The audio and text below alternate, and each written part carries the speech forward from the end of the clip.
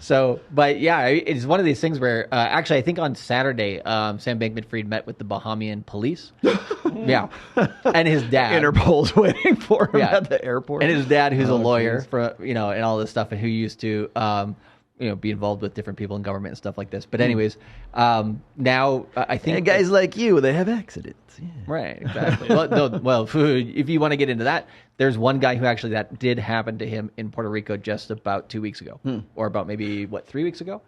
Yes, he got killed in Puerto Rico. He was killed. He was forced. He was had killed. an accident. Exactly. The Puerto Rican necktie, but it was an accident. it was related to, if I remember correctly, to DAI. He was the creator of DAI, right. one of the main creators of DAI, and which is a stable coin. This is so okay. Just to give you, this is a really powerful stable coin, and it was one of the first ones that Coinbase helped bastardize this a little bit, right? The DAI is basically a stable coin that is backed by nothing but Ethereum originally, and it has a token called Maker. So if you control Maker, you can, if you have enough Maker, you can just vote on stuff, and then you can make proposals, right?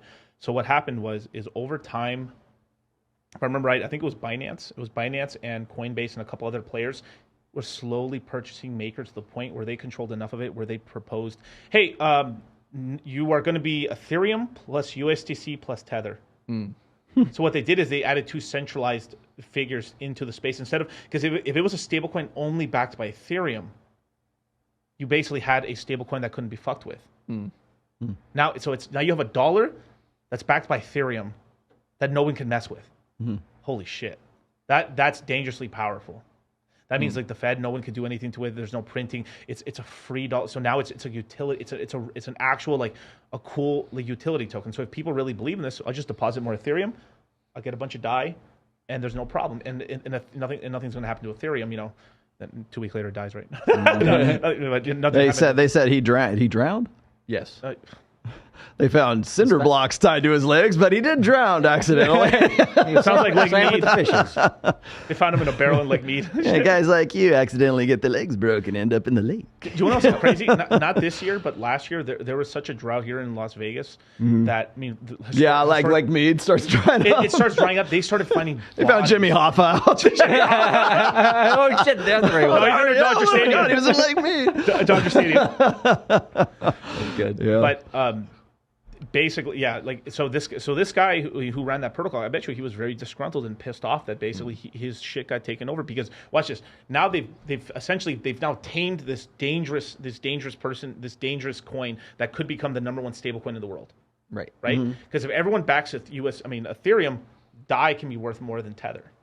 Or at some point, right? Or all the DeFi guys like me and you guys, we would just be, I'm using DAI. DAI is my stablecoin. You can't bastardize it. There's no stopping it. And the reason that they didn't like it is because eventually, if they bastardize Ethereum enough and USDC and USDC is, if you send money, let's say like Roll Tomasi, you're canceled. And I was like, Roll, fuck that shit, dude. Here's like 10 grand, dude. Like you could buy some food or something, right? It could happen. They could send them. They would erase my 10,000 or take it from me. Why did you send money to this terrorist?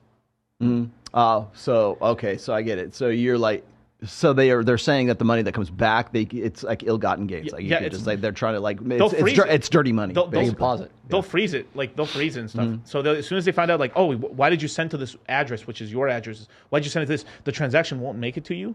And then they won't give me my money back. And then from there, now I'm in trouble because I sent money to you. I see. So because if you're designated as like persona non grata or something like that, like you're a terrorist, you're this, you're that, whatever. And this is why it's so scary. And then this is why, like, I'm saying USDC is like the crazy. She's a BPD chick, but she's in the honeymoon phase right now because she's not in first place right now. They're trying to. Oh, okay. So it's like, I'll scratch that bitch's eyes out. Yeah. Right. Okay. Exactly. So there's it's intersexual competition in the crypto markets. Yeah. Stable coins. Exactly. Okay. So, but remember, it's all about psychology now. If Tether implodes.